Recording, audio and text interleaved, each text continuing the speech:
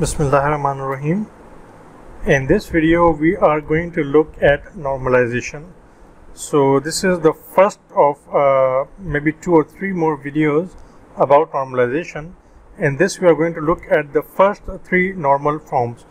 So the first normal form, the second, and the third normal form. Then we are going to look at several examples, and then we move on to the Boyce code normal form, the fourth and the fifth normal form. So let's start with the definition of what exactly is a normal form and why do we need that. So the normalization process, as proposed by Cord in 1972, takes a relational schema through a series of tests to certify whether it satisfies certain norms or not.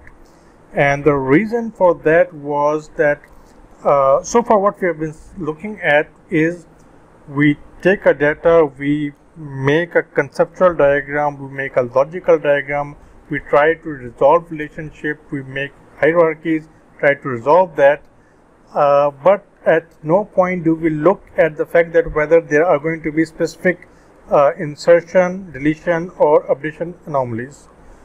And the normal form ascertains that such will be the case, that you're not going to be left with these anomalies, because it's possible that you go through the conceptual logical diagram, you interpret it into the tables, but you're still left with some anomalies. So for that we use the process which proceeds in a top-down fashion by evaluating each relation, means each table, against the criteria for each of the normal form, and if it does not satisfy the normal form, then we decompose that relation as necessary. So we decompose the table if necessary, if it does not satisfy the normal form, and can thus be considered as relational design by analysis. So initially Cord in 1972 proposed 3 normal forms, which he called the first, second and third normal forms, and then finally he came up with the Boyce code normal form, the fourth and the fifth normal forms. So we are going to look at the first 3 in this lecture, and in the subsequent lectures we are going to look at the other normal forms. So why do we need this normal forms? Why do we have to do that? The main reason is firstly to minimize duplicate data, to minimize or to avoid data modification issues, and to simplify queries. Now there are 3 modification anomalies that can occur. First is the insertion, then the update and the deletion anomaly. We did that partially in the last video.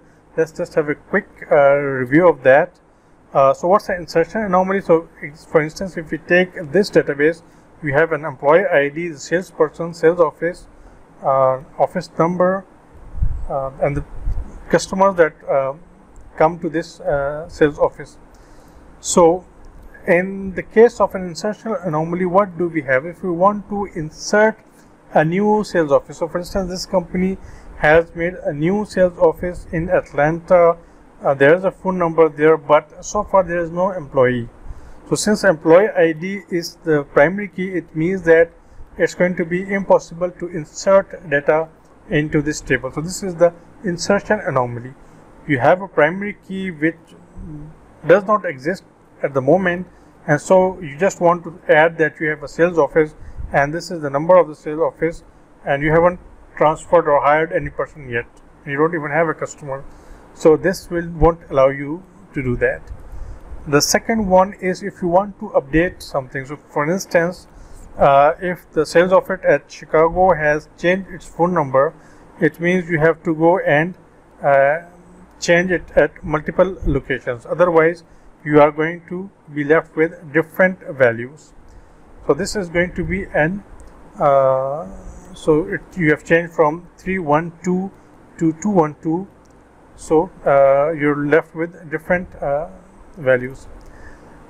So if you want to just update anomaly, and finally the deletion anomaly. The deletion anomaly means that if you want to delete a row, then if you want to maybe delete that this employee no longer works for you and he was the only employee at the New York office, it means that the information regarding your office, the phone number and all the customers is also gone just because this employee left you.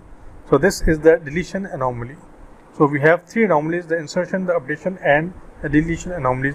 And the first three normal forms basically try to make your tables in such a form so that you avoid these anomalies. And this is how it works. So a normal form is a condition using keys and functional dependencies to certify whether relation meets certain criteria or not. So the primary key criteria is used in the first three normal forms. So all of them use the primary key criteria. The second, third, and the Boy Scout normal form will also use the all candidate keys. The candidate keys are those keys that could have been primary key but they're not primary key. And the fourth normal form depends on the multi-value dependency, and the fifth normal form, which is rarely used, uses the join dependency to figure out whether it's in the fifth normal form or not. So this is a graphic representation. Initially you have a table with multi-valued attributes, or it can be any table. You can have multiple phone numbers for a person, multiple emails, multiple addresses, and all sort of things. So that will be, we refer to this one as the unnormalized form. So once you remove the multi-valued attributes, you arrive at what is known as the first normal form. And from the first normal form, if you remove partial dependencies, then from the first normal form you move on to the second normal form. You reduce transitive dependencies, you move from the second normal form to the third normal form. And so in this lecture we are going to look at these three, but just for reference, if you remove the remaining anomalies from multiple candidate keys, you arrive at the Boy Scout normal form. You remove multi-value dependencies, you get the fourth normal form, and anything else that is remaining, if you remove that anomaly, you arrive at the final or the fifth normal form. So the first three are the most commonly used ones. Sometimes you use also the Boy Scout and the fourth, but the fifth is rarely used. You rarely arrive at a scenario where you have to deal with the fourth and the fifth normal forms. So let's look at the normal forms in detail. So the first normal form deals with the duplication of data in the table. So what it says is that all attributes must be atomic values. So one element of the table should have just one value, cannot be more. So you cannot have a phone column for phone number and add two phone numbers with a comma in between. So that's not allowed. So only simple and indivisible values in the domain of attributes. Each attribute is in a one normal formulation is single, and it disallows composite attributes, multi-valued attributes, and nested relations. So anything that is non-atomic. A nested relation means a table within a table. So one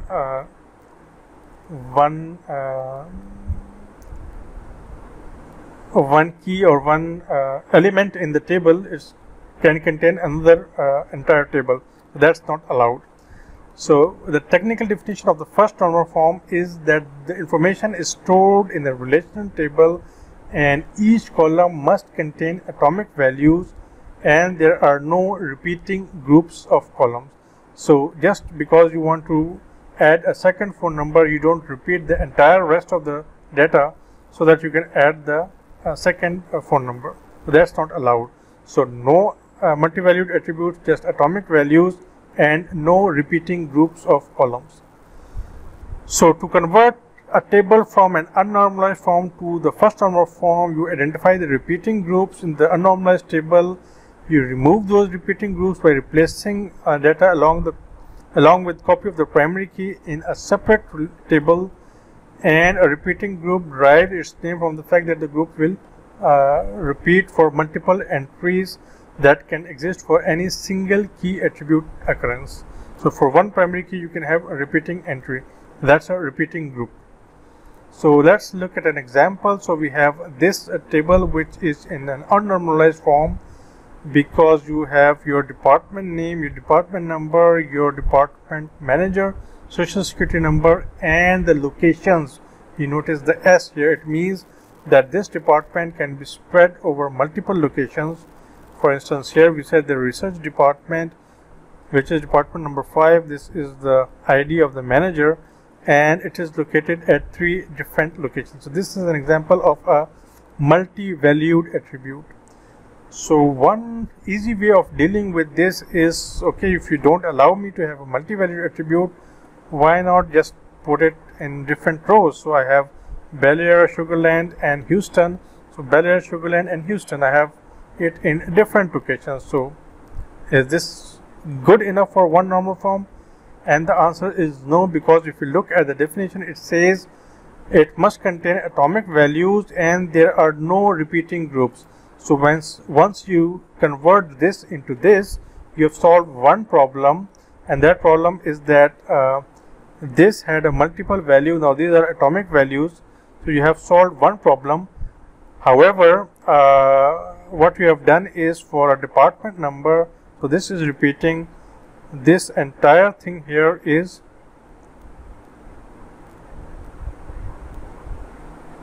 so for each location this is repeating. So this is a this here is a repeating group, and so first normal form does not allow a repeating group. So the question is, this first normal form version good enough? And the answer to that is no. If not, then what is a good 1NF version? And the good 1NF version is one which will eliminate this from happening. And here is another example. So if we look at this employee department table, so we have an employee name, social security number, birth date, address, department number, and department name, and this. So you can see that for department we have this as redundant value. So this person works at department number 5, this person also works at department number 5. So because of this, these values are repeating. Oops. So these values are repeating. So to eliminate that from happening, what we do is we separate the table into 2 tables. So the first table will be just the employee table. So this was the employee department table, so this one over here. So we separate into 2 tables. One is the employee table, which is this one, and the second one is the department table, which is this one. So now what we see here is that every employee has a social security number, a name, a birth date, address, and just the number. So only the number is kept. The detail of the department is not stored in this table, and the detail along with that which was repeating is stored in a separate table. So here now you don't have any repeating groups. So because here you'll just this is now a separate table. This part here is a separate table. So only you have the department number here. So this person works. So John Smith works in department number 5, and Franklin Wong also works in department number 5. And if you want to know what is department number 5, you go to a separate table, and that tells you that department number 5 is research, and this is the ID of the manager of that person, of that department. So Franklin Wong is the manager. So this is how we resolve the first normal. This is converting it into the first normal form. This is resolving the issue of multi-value. And finally we have another example. So we have this employee project. So we can see that we have the social security number, the name of the employee, and for each project the project number and the hours. So we can see that if employee number 1 is working on project 1 for 5 hours and project 2 for 5 hours, so the same employee information, SSN and employee, will be repeated. So instead of doing that, what we can do is this will transition into 2 separate tables, the social security number along with the employee into 1 table, and social security number, project number, and the hours worked on that project into a second table. So this way we can, because as before, all I could have done is simply made it into 2 rows, and then I would have 1, 2, 3, 4, 5, 6, 7, 8, 9, and Smith, John, B. So this would have eliminated the problem of multi-value, but would have created a problem of repeating groups. So we don't, the first normal form does not allow either of them. So this is the solution, that we separate it into a different table. So how do we do that? The answer is very simple. You look at the repeating group. So from here we can see that the same employee is working on different projects for different hours. So the SSN and the employee number is going to be repeated. So take the repeating part, move it into a separate table, and the remaining part will cease to have that repeating group. So this is the first normal form. The second normal form deals with functional dependencies, which we covered in the videos in the last week. So what's the requirement of the second normal form? The first requirement, and that's true for every other normal form. If you want to be in a given normal form, you must be in the previous normal form and add certain conditions to be in the second normal form. So to be in 2NF, you have to be in 1NF. It's not possible to go directly to 2NF without being in 1NF. So anything that is in 2NF, it's automatically in 1NF, plus has some other constraints attached to it. So a relation to be, for it to be in 2NF, it has to be in 1NF, and relation R is in 2NF if every non-prime attribute A in R is fully functionally dependent on the primary key. Every non-prime attribute means non-key attribute. So everything that is not part of the primary key, if it depends completely on the primary key, then you are in the second normal form. So if you have a table, there's a primary key, maybe primary key can be a single key or a composite key, and there are other attributes that are not part of the primary key. So all the attributes that are not part of the primary key have to depend on the complete primary key, not part of the primary key, but the complete primary key. So the information is stored in a relation table in 1NF, and there are no partial dependencies. So 1NF, 2 and 2NF, how do we do that? Identify the primary key for the first normal form relation, identify the functional dependencies.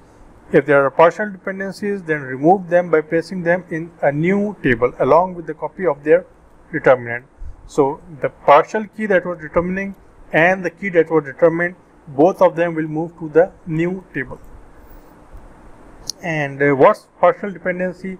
So if we have something like this, A, B implies C, D, E, it means that C depends on A and B together, D depends on A and B together, and E depends on A and B together. This is an example of a full functional dependencies. If I say that A and B determine C, but also A determines C, so yeah, this is true because A and B determine C, but C can also be determined only by A, even if I don't know B. This is an example of a partial dependency.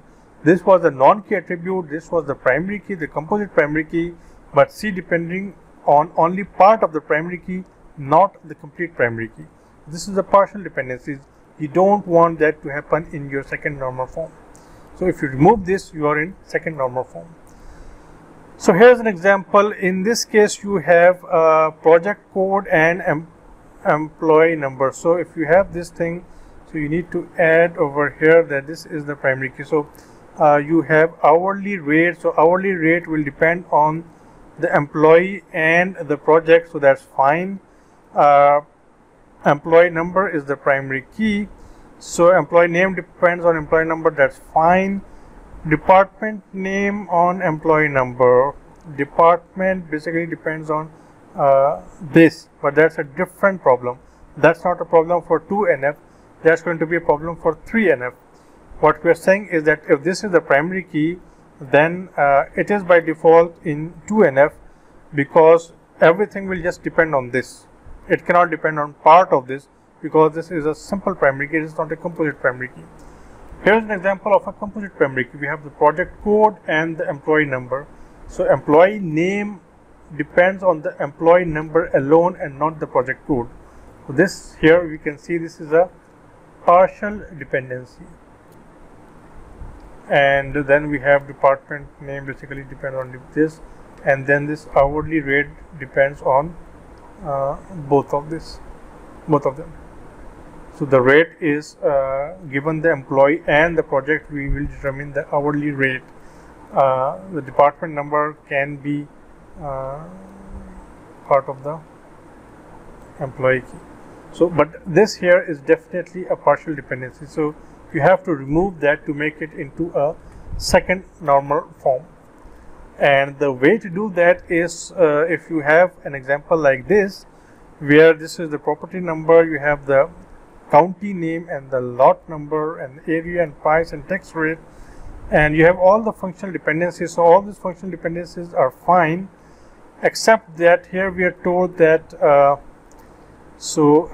county name is determined by implies the tax rate. So the county name will determine the tax that I collect. So this is true for Western countries. In Pakistan, we usually have a simpler version. There is only one federal tax. In Western countries, there is also state tax and there is also county tax. So your local government or your union council can also impose tax on you. So this means that a tax rate depends partially on the candidate key. So the candidate key was the combination of the county name and the lot number, but the tax rate only depends on this. So how do you do that? You keep the rest of the table like this. You make a copy of the county name and the tax rate, and you make a new table. So the first table, T1, is going to be the property number. So county name, lot number, area and price, and T2 will have county name and tax rate. So this solves this partial dependency. And of course, this is a transitive dependency, basically saying this depends on this, which depends on this. So that's for the second normal form. That's how you deal with the second normal form. So in the second normal form, you don't allow for partial dependencies. In the third normal form, we look at the transitive dependency. So just what we observed here. So price depends on area, and then area depends on the lot number or the county name. So this is an example of a transitive dependency. A depends on B and B depends on C. As was not a part of the second normal form, but it is a part of the third normal form. So 3NF deals with the transitive functional dependency in the table. So what are the conditions? It has to be in the second normal form, and of course if it's in the second normal form, it automatically means it is in the first normal form.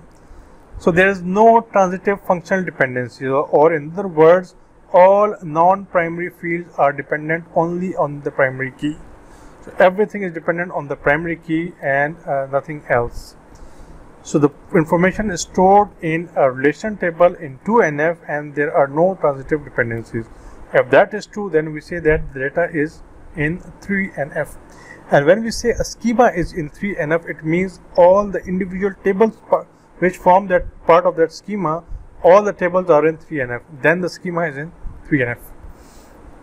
So what do we do to convert from 2NF to 3NF? We identify the functional dependencies in the relation, and if transitive dependency exists on the primary key, remove them by placing them in a new relation along with the copy of their determinant. So if this is a primary key, and it could be a composite primary key, and then this is A, and A depends on the primary key, and this is B, and B depends on A. So take A and B and make a new table. So a copy of that. A copy means A is going to remain in this table and also move to this table. So there are going to be two A. This will form the primary key foreign key relationship. So in this example, we can see that this is the example. So we have book details. So we have the book ID, the genre ID, the genre type, and the price. And what we are told is that book ID is the primary key.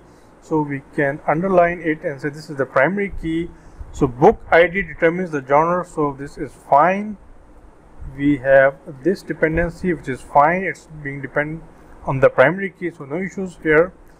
Therefore, book ID, but the genre ID determines the genre type. There is the problem. The genre type is dependent on the ID and not the primary key. So, this should be this arrow should be in the other direction. Yeah. So the price is also dependent on the book ID. So that is fine as well. So this here is the problem. So how do we deal with that? Genre ID and genre type is made into a new table, and a copy of that is kept here. So book ID, genre ID, and price is kept here. So you can see that this is going to form the link between the two tables. Otherwise, the attribute which was transitively dependent and the attribute which determined it, both of them will make to the new table. So this is how you solve the third normal form. We look at another example. We have the employee department here. So SSN is the ID, and we have here the employee name. So employee name is dependent on the social security number. That's fine. So the social security number determines the employee name, the birth date, the address, and the department number. This is all fine, except that the department name is dependent on the department number, and the department's manager is also dependent on the department number and not directly on the employee ID. So it means that I need to solve for that. So what we said was all those attributes that were transitively dependent, so department name and department manager, those were transitively dependent on SSN, and the transition went through department number. So this department number is going to have two copies, one in the original table, one in the new table. So you can see that name of the employee, social security number, birth date same, address is the same, department number is the same. The two attributes that were transitively dependent and a copy of the attribute that determined these, they make into a new table. So this is how you are going to resolve this example into a third normal form. So now we have these two tables, and each of them is in the third normal form, because in this table the primary key determines all the other attributes, non-key attributes. Here also the primary key determines all the other attributes. So this is now in third normal form, and because it's in third normal form, it automatically means it's second normal form and it's in first normal form as well. And let's look at the last example. So in this case we have a lot of information. So we can see that order ID and product ID were the two keys that form the composite primary key, and order date and customer and ID and customer name, these are partially dependent on order ID. Product description, product finish, unit price, these are partially dependent on the product.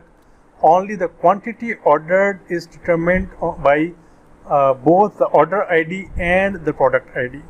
Otherwise, these are determined by the order ID and these are determined by the product ID. Only the quantity is determined by who ordered what. So given the order and the product, we can determine the quantity ordered. And within this, we also see that the customer ID, the order ID can determine which customer made this order, that's fine. But having the ID, we can see the name and the address, but the name and address are not directly dependent on the order, they are dependent on the customer. So this is an example where everything was in one table before.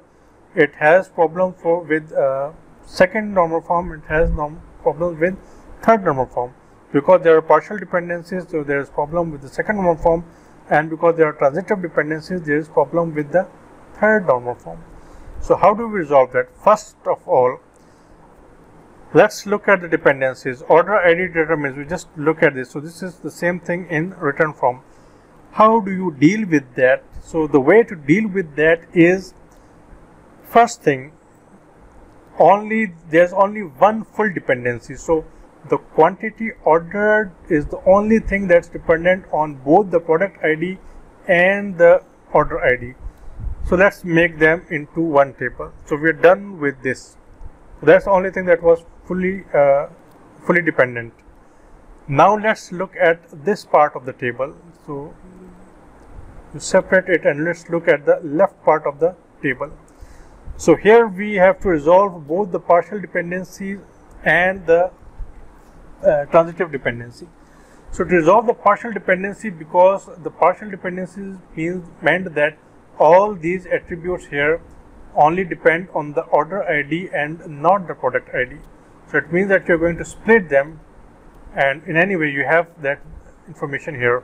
So you split this table into two and have order ID, order date, customer ID, customer name and customer address. So you split it here, and now you have solved the issue of partial dependency, because it was partial due to order ID and product ID. Since that we have split it, product ID is no longer part of this table, so you end up with this. So this is the left hand side and this is the right hand side. So by splitting it into two, you have resolved these partial dependencies and this. So this no longer exists and this no longer exists. So this is now in at least second, this is in third normal form, this is also in third normal form, and this is in second normal form. Why? Because you still have a transitive dependency. There were no transitive dependencies in this side of the table. So this is automatically in third normal form. So to solve for that, you use the solution for the 3NF, which says that the attributes that are dependent and the attribute that is determining it, all three of them will form a new table, and a copy of this will be retained in the original table. So we split this table into two different tables. So basically this. So the final schema will contain 1, 2, 3 and 4. So there are going to be 4 tables in the schema. 1, 2, 3 and 4. So this one table is now split into 4 tables, and each of the table are now in third normal form, because they don't have partial dependency and they don't have transitive dependency. So this won't exist. This is split into these two. So this, the second one, the third one and the fourth table. So this is the normal form. I hope it is clear with the help of examples. In the next lecture, we are going to just look at even more examples so that you can have a practice of that. And then for the next week, we are going to look at the higher form, the Boy Scout normal form, the 4th and the 5th normal form.